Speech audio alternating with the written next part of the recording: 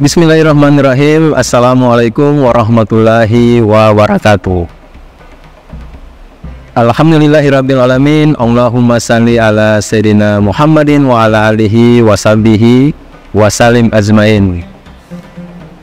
Alhamdulillah, kami dari Yayasan Rubatul Khairat Kota Ternate di bawah pimpinan Al-Habib Abdurrahman bin Kamil As-Sadaf. Sementara ini kami lagi membangun gedung pondok pesantren Rubatul Khairat Madrasah Al-Ulya yang sementara dibangun, ya.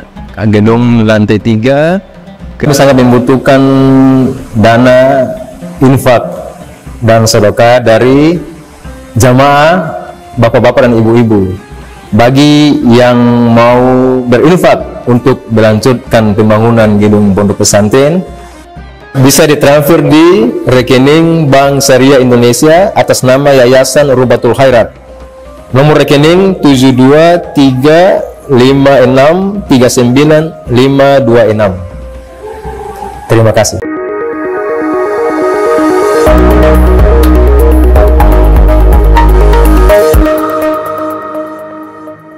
Alhamdulillah, di malam Jumat mulia ini, sebelum kita memulai kajian, kita sama-sama mengirimkan Fatihah kepada salah satu jamaah kita yang wafat.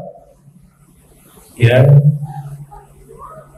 biasa saya panggil namanya Om Rin, Istiqomah, biasa duduk di pojok situ. Ya, itu sudah bertahun-tahun mengikuti majelis ilmu. Meninggal 2 hari lalu, ya. Kita kirimkan Fatihah kepada beliau, semoga Allah jadikan gobrahu rawdah min riyadil jannah wa la taj'alhu hufratan min hufari niran. Biniyati al-Fatihah. Bismillahirrahmanirrahim. Alhamdulillahirabbil alamin arrahmanirrahim. Iyyaka na'budu wa iyyaka nasta'in ihdinas siratal mustaqim siratal ladzina an'amta 'alaihim ghairil maghdubi 'alaihim waladdallin. Amin.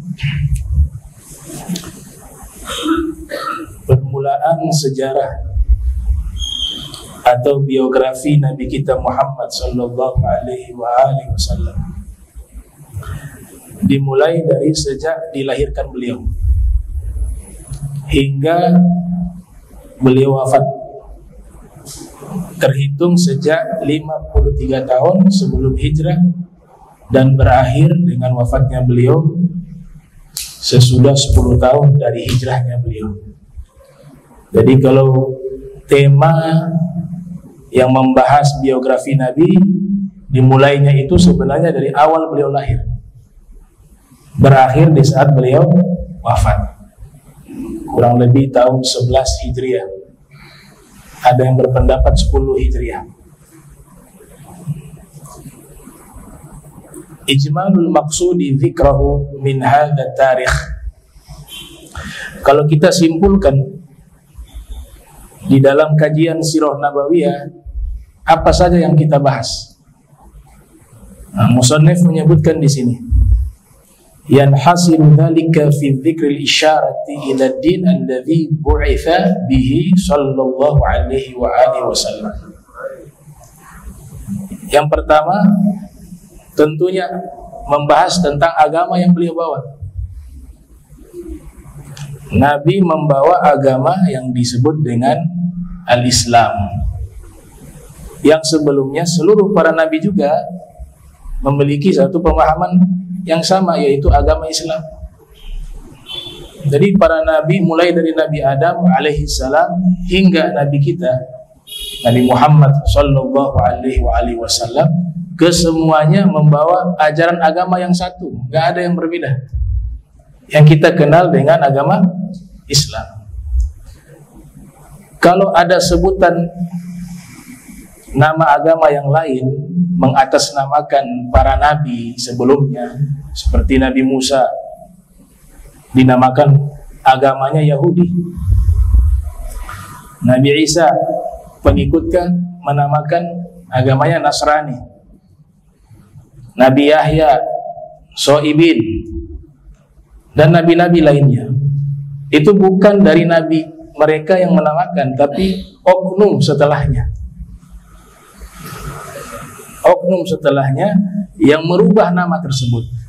Hakikatnya namanya satu, yaitu al-Islam. Inna dina indallah Islam. Wa may yabtaghi ghaira, siapa yang mencari agama selain agama Islam, falan yuqbal minhu. Al-yawma akmaltu lakum dinakum wa atmamtu alaikum ni'mati wa raditu lakum Islam dinan. Jadi semua para nabi membawa nama agama yang mereka bawa bernama Islam. Makanya Nabi Ibrahim menyatakan, dan ini Allah abadikan di dalam Al-Quran, wala tamutunna illa wa antum muslimun. Itu wasiat para nabi terdahulu. Di antaranya Nabi Allah Ibrahim alaihissalam, jangan pernah kalian meninggal kecuali dalam keadaan sebagai orang yang berislam, orang Islam, muslimun. Wa ma yata'allaqu bihi min dzikri nasabih wa qaumih. Kemudian yang dibahas di dalam ilmu sirah nabawiyah, hal-hal yang berkaitan dengan nasab beliau. Ini akan dibahas nanti, bahwa nasab beliau itu nasab yang terjaga mulai dari beliau hingga ke Nabi Adam alaihissalam. Semuanya muslim, semuanya mukmin. Ada pendapat lain yang berbeda, jangan diambil itu. Yang mengatakan tidak, orang tua Nabi tidak beriman, hasya wa kalla. Kita pilih pendapat yang paling selamat. Al-Imam Fakhrul Ar-Razi menegaskan, inna jami'a abai Rasulillah kanu mu'minin. Sesungguhnya seluruh leluhur Nabi yang Nabi secara langsung dititipkan dari satu sulbi ke sulbi lain hingga beliau lahir, semuanya muslim. Itu pendapat Al-Imam Fakhruddin Ar-Razi yang lahir tahun 544 Hijriah, wafat 606 Hijriah, di dalam tafsirnya Mafatihul Ghaib. Beliau imam besar. Lawan dan kawan mengakuinya. Al-Imam Fakhruddin Ar-Razi. Di dalam riwayat lain dikatakan Rasul bersabda, lam adzal unqal min aslab at-taibin, fi riwayat at-tahirin ilal arhamit tahirat. Saya senantiasa berpindah-pindah dari sulbi-sulbi orang-orang yang suci ke rahim-rahim wanita-wanita suci. Makna suci di situ adalah tauhid, mengesahkan Allah. Makna suci di situ artinya al-iman billah, percaya kepada Allah. Sebab lawan dari suci adalah najis. Najis di dalam Al-Quran Allah Ta'ala sebut innamal musyrikuna najas. Orang-orang musyrik itu najis. Bukan najis secara fisik, tapi perbuatan mereka menuhankan Tuhan selain Allah. Perbuatan itu perbuatan yang kotor, yang najis. Berarti lawan dari najis suci adalah mentauhidkan Allah. Dan itu nanti akan dibahas secara spesifik satu persatu dari nasab suci Rasul sallallahu alaihi wasallam. Kemudian yang dibahas tentang kaumnya, suku beliau, suku Quraisy, yang ditarik nasab ke atas sampai kepada Sayyidina Adnan. Akan dibahas secara rinci juga. Ya, suku Arab ada 3. Nabi dari sisi Nabi Allah Ismail. Nabi Ismail bukan orang Arab. Nabi Ismail menikah dengan wanita Arab dari Bani Jurhum. Nabi Ismail itu ikut kepada Nabi Ibrahim, Babilonia, orang Irak, tapi hijrah ke tempat tersebut. Makanya nama beliau saja bukan dari bahasa Arab. Ismail itu bukan dari bahasa Arab. artinya Allah menjawab panggilan doa. Dalam ilmu nahu, setiap nama yang berasal dari nama asing, bukan dari nama Arab, itu tidak boleh dibaca tanwin, nggak boleh dibaca Ismailun, nggak boleh. Misalnya Ismailu, ya mamnu'ani tasrif. Nah, itu nanti akan dibahas. Wa halihi qabla al-bi'tsati wa ba'daha, dan keadaan beliau sebelum dilantik menjadi rasul dan sesudahnya. Wa siratihi, sirah beliau, biografi beliau. Wa da'watihi, dakwah beliau. Wa ghazawatihi, peperangan beliau. Wa saraya, kemudian ekspansi beliau. Wa dzikri man yata'allaqu bihi min ahli baitihi, dan akan dibahas juga di dalam ilmu sirah nabawiyah.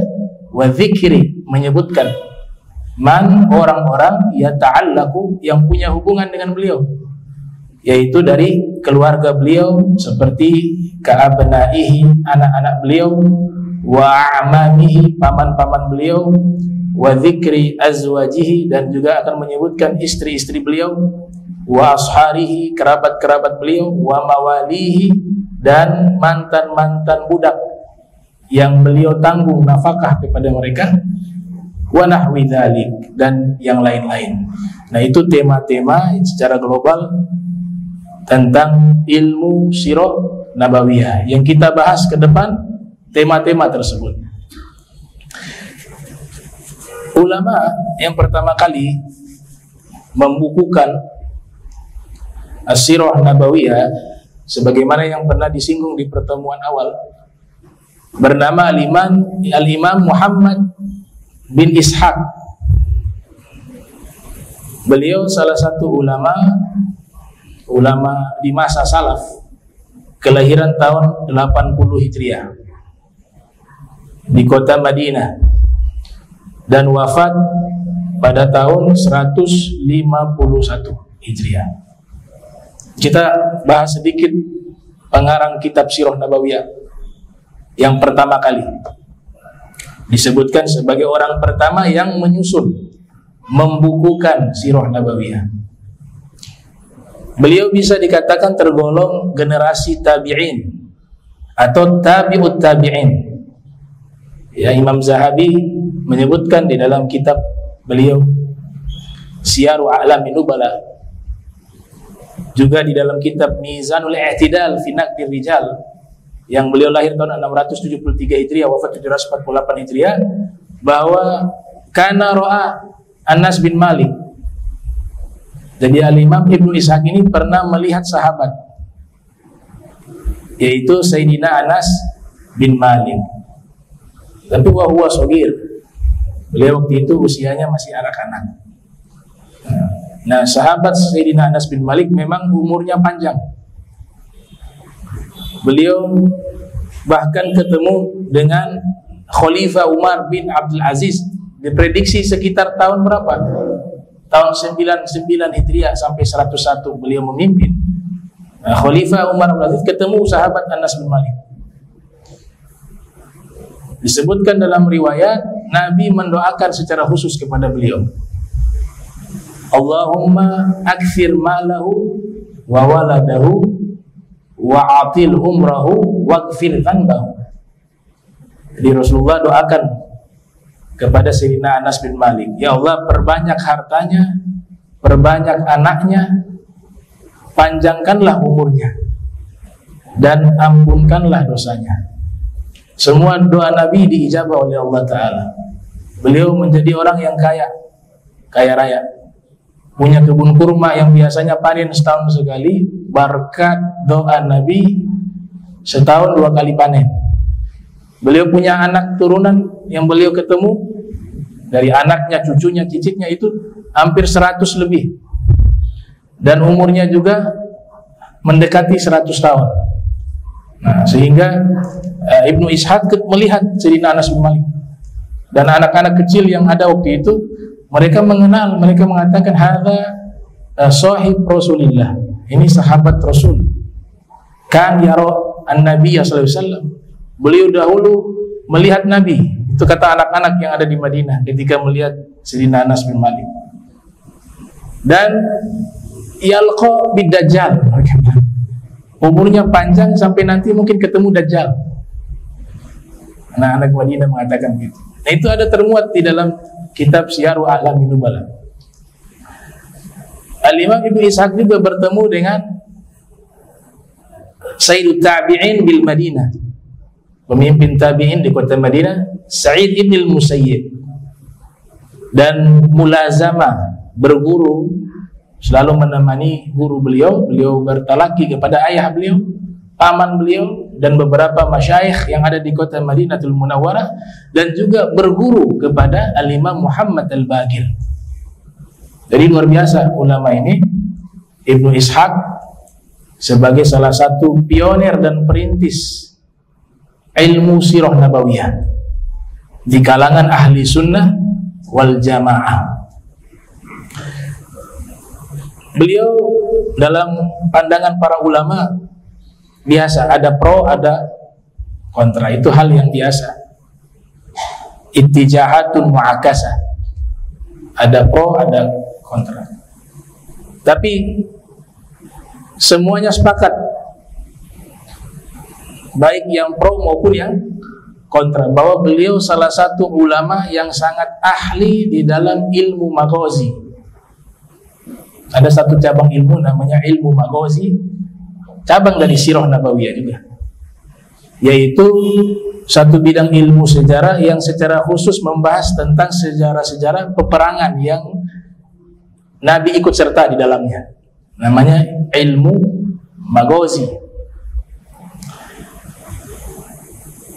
Al-Hafiz Ibnu Hajar Al-Asqalani yang lahir tahun 773 Hijriah, wafat 852 Hijriah, bahkan mengatakan beliau sebagai Imamul Maghazi, seorang imam besar di dalam ilmu maghazi.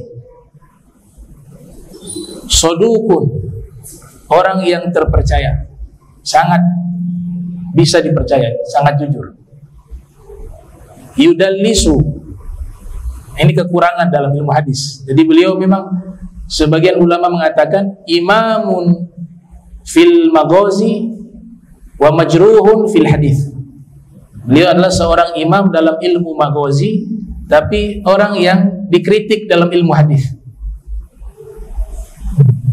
Makanya Al-Hafiz Ibnu Hajar mengatakan imam dalam ilmu maghazi beliau orang yang jujur, akan tetapi yudallis. Yudallis itu meriwayatkan hadis Nabi kadang teledor, sehingga dianggap meriwayatkan hadis-hadis yang palsu. Warumiya bitasayyu' wal qadar, dan beliau dituduh sebagai orang yang menganut faham Syiah dan juga paham Qadariyah. Biasa, kadang fitnah, ya, kadang fitnah. Kalau dari hasil yang kami baca dari buku beliau, secara tidak langsung, beliau punya kitab Sirah Nabawiyah mafqud, hilang, nggak sampai kepada kita. Tapi lewat murid beliau meriwayatkan, ditulis oleh ulama.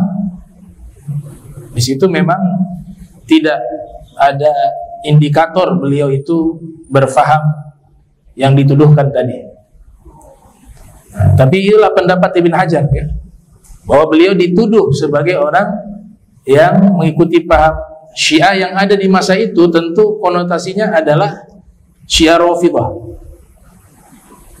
atau mengikuti dari sisi apa, pergerakan politiknya di masa itu.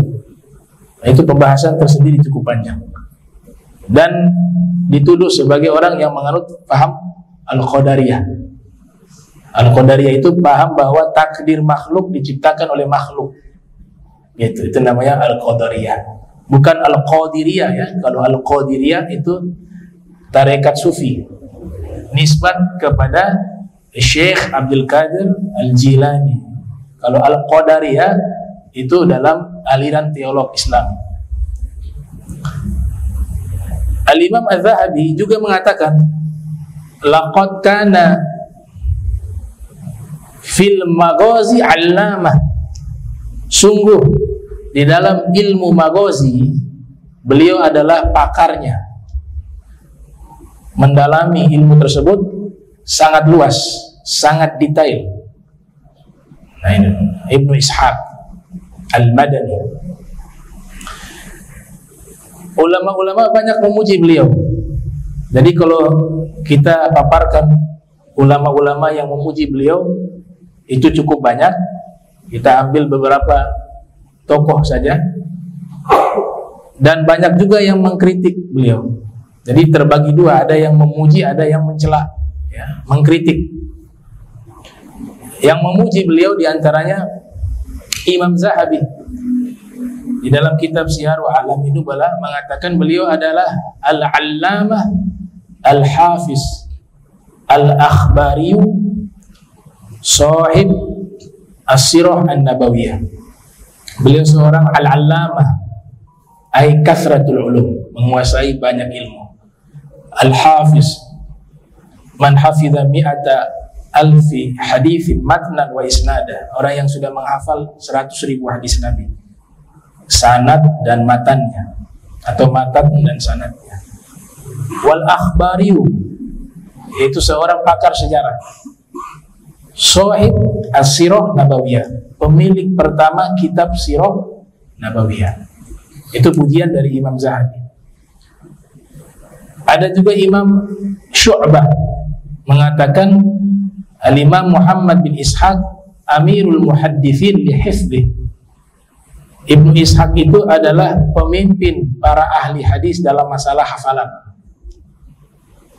Bahkan Imam Syafi'i rahimahullah yang lahir tahun 150, wafat 204 Hijriah, Imam Syafi'i mengatakan beliau itu man arad an yatabahhar fil maghazi fahuwa iyalun ala Muhammad bin Ishaq, yang artinya siapa ingin memperdalam ilmu maghazi maka itu semua berkat dari kebaikan Al-Imam Muhammad bin Ishaq.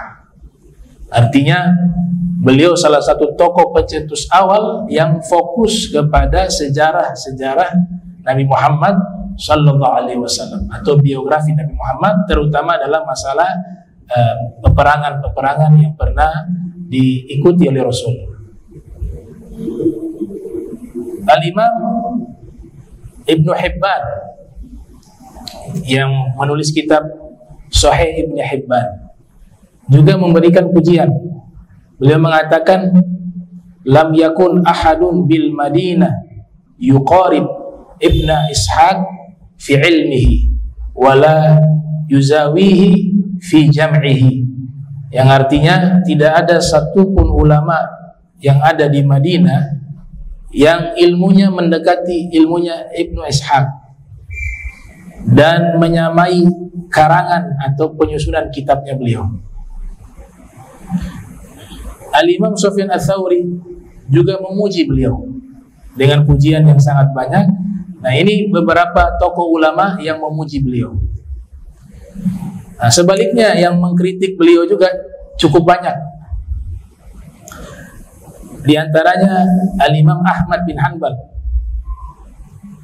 yang lahir 164 Hijriah, wafat 241 Hijriah, mengatakan laitsa bi thiqah. Beliau bukan orang yang terpercaya dalam periwayatan hadis. Jadi yang dikritik bukan dalam masalah sejarah, ya. Bukan dalam masalah sejarah. Kalau masalah sejarah disepakati, baik yang pro maupun yang kontra. Akan tetapi yang dikritik dalam masalah periwayatan hadis Nabi SAW, karena memiliki standar yang berbeda. Mi'yar as-sirah nabawiyah dengan mi'yar al-hadis itu dua hal yang berbeda. Walaupun sirah nabawiyah juga rujukannya itu tidak lepas dari hadis, tidak lepas juga dari Al-Quran, gak bisa dipisahkan. Ditambah dengan kitab-kitab sejarah sebelumnya dan syair-syair. Al-Imam Yahya bin Ma'in, salah satu ulama ahli hadis dalam bidang ilmu ilal, sahabat dari Imam Ahmad. Al-Imam Yahya bin Ma'in juga mengatakan Nah, beliau thiqah, lakin laisa bihujjah. Beliau orang yang terpercaya tapi tidak bisa dijadikan rujukan. Nah, saya koreksi tadi, pendapat Imam Ahmad bukan orang tidak terpercaya ya. Imam Ahmad mengakui beliau thiqah, terpercaya. Akan tetapi laisa bihujjah. Beliau tidak bisa dijadikan hujjah di dalam periwayatan hadis. Tapi kalau thiqah itu orang jujur, hafalannya kuat, orang yang taat, ahli ibadah, tidak melakukan dosa-dosa sejauh penelitian para ahli hadis. Nah, periwayat hadis syaratnya ketat. Bahkan ada kritikan yang mohon maaf ya, terdengar terlalu kasar, tapi kritikan itu ada, yaitu kritikan dari Imam Malik. Imam Malik tinggal di kota Madinah sama dengan Imam Ibnu Ishaq. Lahir 93 Hijriah, wafat 179 Hijriah. Imam Malik mengatakan huwa dajjal minad dajajilah. Ibnu Ishaq itu dajjal. Wa nahnu akhrajnahu minal Madinah. Kami yang mengusir dia dari kota Madinah. Jadi memang terjadi konflik antara Imam Malik dengan Al-Imam Ibnu Ishaq ya. Tapi ketika kami coba mencari tahu, kok bisa dua-dua ulama hebat, ulama besar, khususnya di kalangan ahli sunnah wal jamaah, bisa terjadi konflik seperti itu. Ternyata dapat jawaban. Jawabannya adalah ada oknum yang sengaja membenturkan kedua ulama tersebut. Ada pihak ketiga yang memprovokasi. Dan ini penyakit ini akan ada sepanjang zaman. Itu. Makanya ulama-ulama khususnya di zaman saat ini harus bijak. Jangan mudah mendapatkan berita yang pastinya ini terulang kembali. Ya, tujuannya untuk apa? Melemahkan Islam.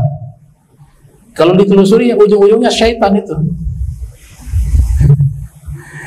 Ya, karena peran ulama punya pengaruh untuk membuat masyarakat itu menjadi baik, itu sangat besar.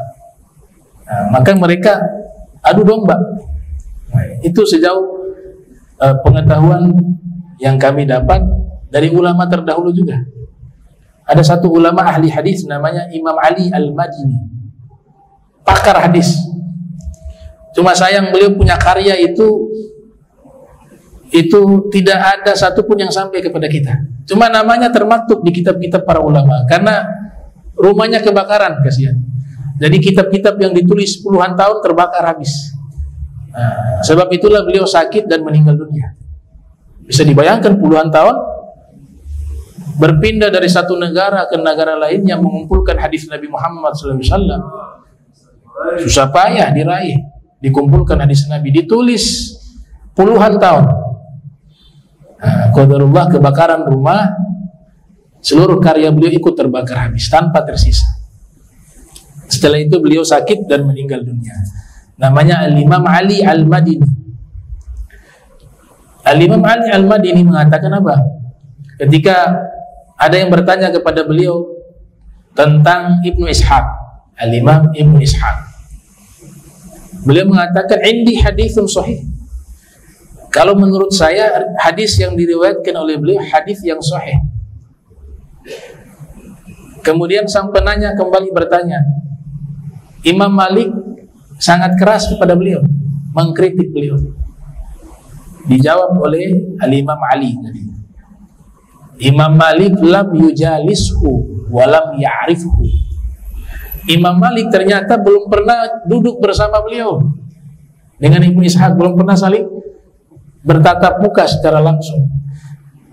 Yang beliau mengetahui Ibnu Ishaq hanya dari berita-berita orang.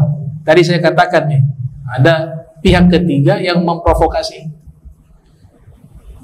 Dan Imam Malik belum pernah mengenal dengan baik siapa sosok Al-Imam Ibnu Ishaq. Seakan-akan Al-Imam Ali Al-Madini ini menyatakan seandainya kalau beliau ketemu langsung, mengenal langsung, pasti akan memiliki hubungan yang baik. Di satu sisi ada oknum yang memprovokasi Al-Imam Ibnu Ishaq.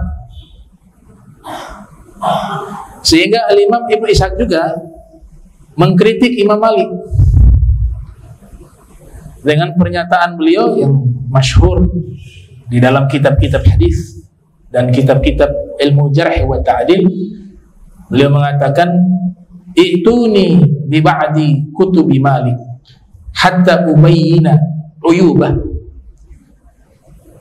Ana baitaru kutubi." Yang artinya, ayo kalian datangkan kitab-kitabnya Imam Malik. Nanti saya akan menyebutkan aib-aibnya, kekurangan-kekurangan. Dan saya adalah dokter secara khusus yang bisa tahu penyakit-penyakit di dalam kitab-kitabnya. Nah, ini kenapa ada pihak ketiga yang memprovokasi. Akhirnya dua ulama besar ini dalam sejarah terjadi konflik keduanya. Imam Zahabi mengambil jalan tengah bahwa itu masalah pribadi keduanya, tapi keilmuannya adalah mereka valid secara keilmuan. Imam Malik dalam bidang hadis, ya siapa tidak kenal dengan Imam Malik? Imam besar, imam Daril Hijrah. Al-Imam Ibnu Ishaq juga punya andil besar dalam dunia intelektual Islam dengan mewariskan ilmu sirah nabawiyah. Beliau orang pertama yang membukukannya. Beliau diusir dari Madinah, memang benar itu. Akhirnya pindah ke Baghdad dan meninggal di sana pada tahun 151 Hijriah. Kitab beliau ada salinan, ya, namanya Nuskhah Makhtutah, salinan manuskrip. Umurnya 1000 tahun lebih. Sayangnya hilang, tidak ketemu. Salinan asli Sirah Nabawiyah hilang. Tapi beliau punya murid ahli hadis namanya Ziyad ibn Abdullah Al-Kufi Al-Bakkai. Diprediksi wafat pada tahun 182 atau 183 Hijriah. Di masa itu muncul satu tokoh ahli sejarah namanya Al-Imam Abdul Malik bin Hisham. Tahun lahirnya tidak ditemukan secara pasti, tapi diprediksi wafat sekitar tahun 218 Hijriah. Nah, lahir di Basrah, di Irak. Nanti kemudian hijrah ke Mesir. Al-Imam Abdul Malik bin Hisham yang dikenal dengan Ibnu Hisham bertemu langsung dengan murid dari Al-Imam Ibnu Ishaq, namanya tadi Syekh Ziyad, seorang rawi periwayat hadis Nabi Muhammad SAW yang alim. Semua ilmu sirah nabawiyah atau informasi tentang sirah nabawiyah dari sang guru Ibnu Ishaq diriwayatkan kepada Al-Imam Abdul Malik ibn Hisham. Nah, di dalam manuskrip As-Sirah Nabawiyah li Ibn Hisham, kolofom, ya, namanya kolofom, catatan kapan ditulis itu kitab, kapan diterbitkan, dari siapa yang menulis. Kalau nggak salah istilahnya kolofom. Itu menyebutkan sekitar abad 1 Hijriah. Dan kitab inilah refleksi dari kitab Sirah Nabawiyah Ibn Ishaq, karena hampir semua, terutama Maghazi dalam Sirah Nabawiyah tersebut, itu riwayat dari Ibnu Hisham yang beliau dapat dari murid dari Ibnu Ishaq bernama Ziyad bin Abdullah. Nah, sehingga kitab Sirah Nabawiyah li Ibnu Hisham inilah yang terkenal di dunia sejarah dan masih dicetak sampai saat ini. Ya, di perpustakaan saya ada kitab beliau 2 sampai 3 jilid. Nah, Ibnu Hisham ini beliau hijrah ke Mesir Di Mesir beliau bertemu dengan tokoh-tokoh ulama besar, terutama mazhab Maliki. Mazhab Maliki diantaranya tokohnya bernama Ibnul Qasim Al-Misri. Belajar kepada Imam Malik selama 20 tahun. Yang menulis kitab Al-Mudawwanah, kitab induk mazhab Maliki, terutama di masa tersebut. Nah, kemungkinan besar Ibnu Hisham ini secara fikih menganut paham mazhab Maliki karena bertemu dengan Al-Imam Ibnul Qasim Al-Misri. Kemudian beliau juga bertemu dengan Al-Imam Syafi'i. Ketemu langsung dengan Imam Syafi'i. Imam Syafi'i juga hijrah ke Mesir. Imam Ibnu Hisham dikenal sebagai salah satu ahli sejarah, juga pakar di bidang ilmu bahasa Arab. Imam Syafi'i dikenal sebagai seorang pakar fikih.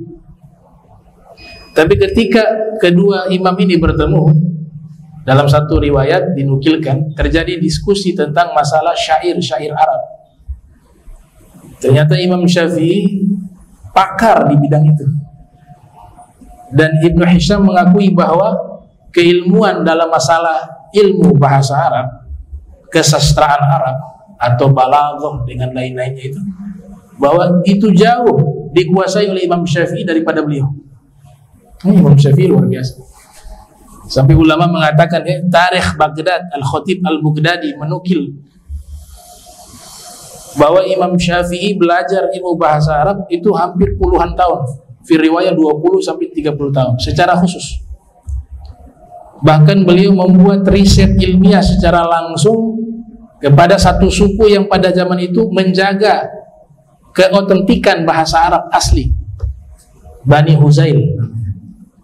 Imam Syafi'i tinggal di situ, belajar bahasa Arab yang asli, yang original kepada mereka. Sampai-sampai akhirnya beliau jadi pakar di bidang bahasa Arab, tapi lebih dikenal sebagai ahli fikih.